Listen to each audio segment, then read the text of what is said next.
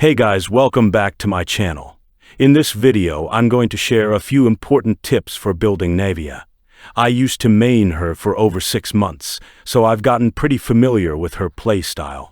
I'll be sharing some personal insights and things I've learned along the way. So let's get started. Alright, first let's talk about which artifact set you should use to get the best damage output on Navia. There are quite a few sets you can use, like Gladiator's Finale or the Marishosi Hunter set. But the one I highly recommend is the Nighttime Whispers set. This set was practically made for Navia. It perfectly fits her kit and boosts her overall performance. You can read the full passive description here, but I'll explain it in simple words. Using just the 2-piece set gives you an 18% attack boost, which is decent. But the real power comes from the 4-piece effect. With the full set, Navia gets a 20% geo damage bonus for 10 seconds after using her elemental skill. But here's what makes this set really amazing. When Navia is protected by a crystallized shield, her geo damage bonus gets increased by an insane 150% of that 20%. That's a huge boost to her damage. Now, to really show you how big the difference is, let me give you a quick damage comparison. First without a crystallized shield, and then with one.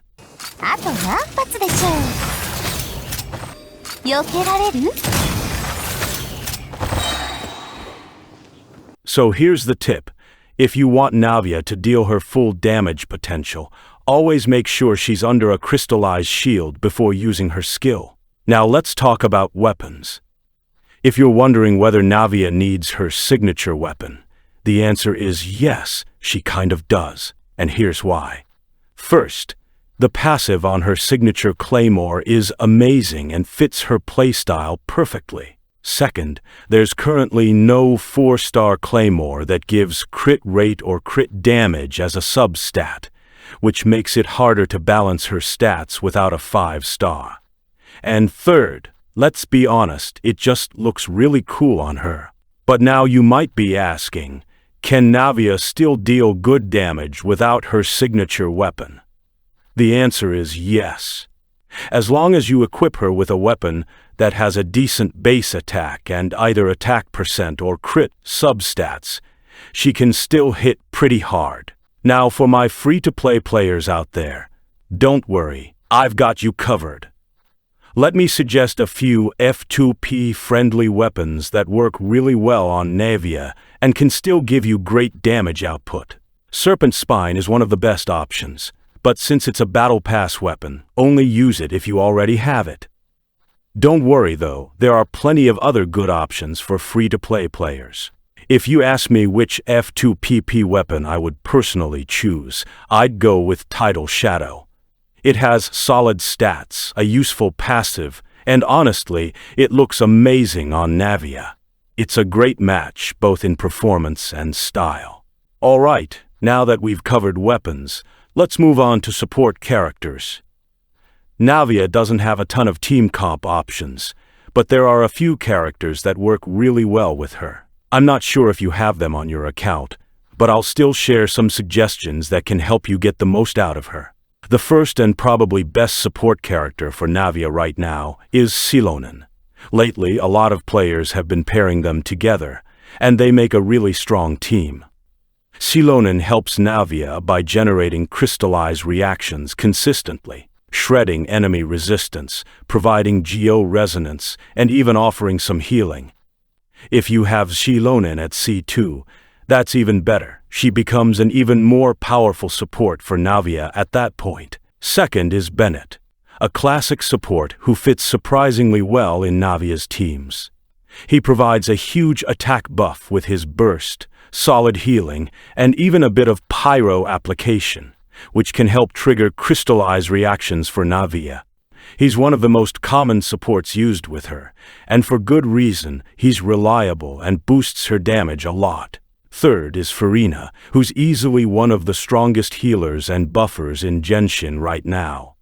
She brings everything to the table: long hydro application, powerful damage buffs, and reliable healing. She basically does it all, and that's why almost every team benefits from having her.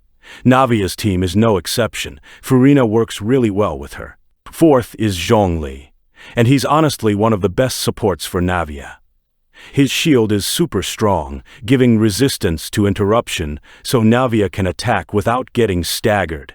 He also shreds enemy resistance, which helps boost her damage even more. On top of that, he provides geo-resonance, helps trigger crystallized reactions for her artifact bonus. And if you equip him with the tenacity of the Millilith set, he can also give your whole team an attack % bonus every time his shield hits enemies. Fifth is Ningguang.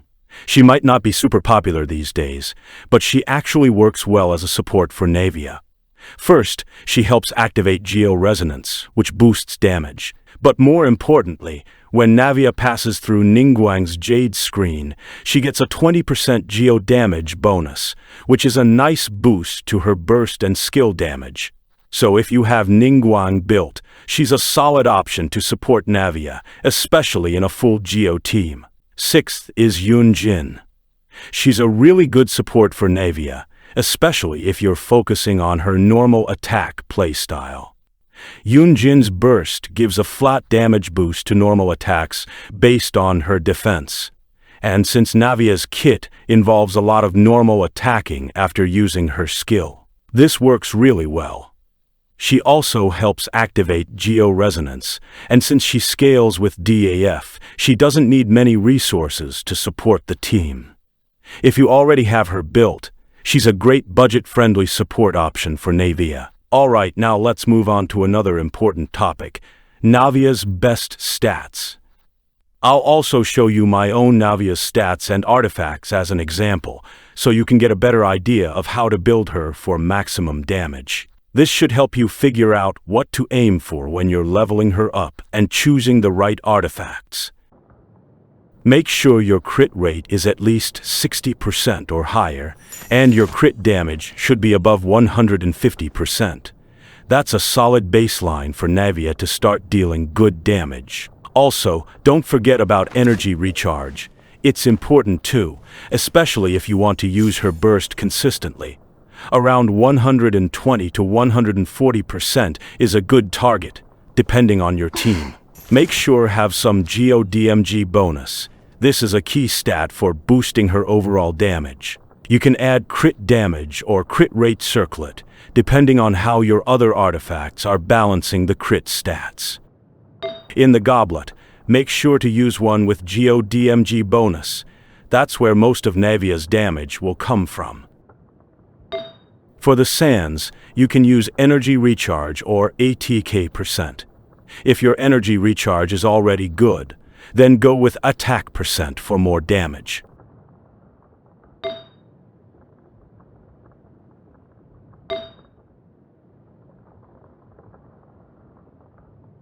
For talent, leave her normal attack at level 9, but definitely crown her elemental skill since it's her main source of damage. Her elemental burst should also be at least level 9 for good damage output. Now the last topic of this video is about Navia's signature weapon. You can read the detailed stats in-game, but I'll explain it in simple words. First, just by holding the weapon, it gives a free 20% attack bonus. Then, every time you trigger a crystallized reaction and take an elemental shred, Navia gains a seal. It looks like a yellow rose. Each seal gives her 18% bonus to elemental skill damage, and she can get up to 2 seals, which means a total of 36% extra damage. Once she uses her elemental skill, the seals are consumed. So to get the full value from this weapon, make sure you're triggering crystallized reactions before using her skill. Alright, now I'll show you how this weapon's passive works in actual gameplay. Here, we got 1 seal, the yellow rose floating inside the shield. And another one, we can get total 2. So that's how Navia's weapon passive works. If you still don't understand something, feel free to ask in the comments. I'll try to help you out. Now before I end the video, I've got a question for you guys. The question is, do you regret pulling Navia? If yes, then why? If no, then why? Drop your answers in the comments. I'd love to hear your thoughts. I've covered everything in this video, so I'll take my leave now. Thank you so much for liking the video and subscribing to the channel. Your support truly means a lot to me. See you in the next video.